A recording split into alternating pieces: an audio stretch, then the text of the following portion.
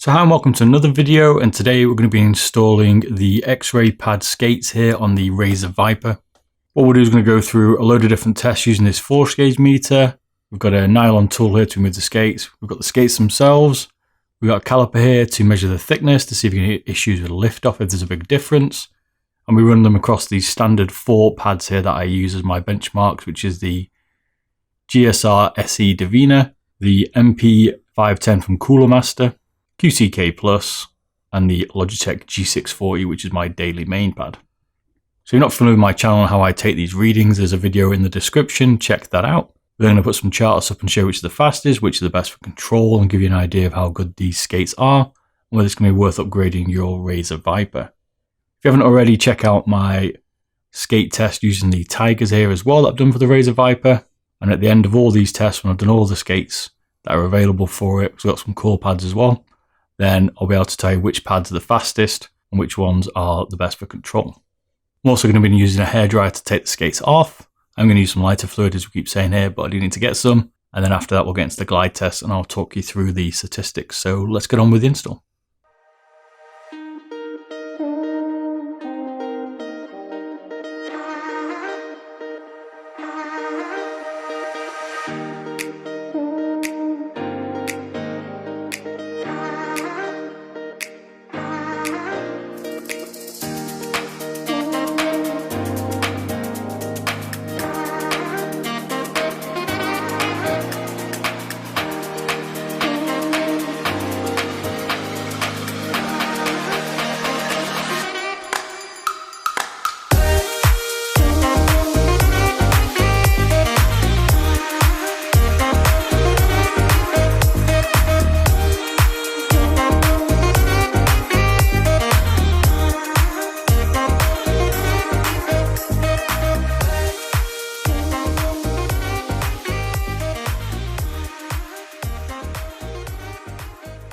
So first up is the Logitech G640. This is a worn pad. This is one I use in my daily, so this will be a little bit slower than it will be if you get it out of the box. And you can see the stock skates here have an average normal sideways of 26, normal forwards of 41, reverse sideways of 28, reverse forwards of 43. Gives it an average skate glide of 35 grams. Then we run the X-ray pads across the Logitech G640 and the NSW's 26, NFW 33, RSW 27, RFW 36, giving the pad an average of 30 grams using the X-ray pad, so a little bit quicker here, 5 grams difference, certainly an improvement. So on the Steelseries Qck+ here, the average NSW was 25, NFW 32, RSW 24, and RFW 33, giving an average glide of 28 grams. Swapping them out for the X-ray pad here, the NSW was 25, NFW 31, RSW 28, and RFW 30, giving the skates an average on this pad of 30 grams, which is slower than the stock here, which is interesting. Only by 2 grams, so you probably won't notice it.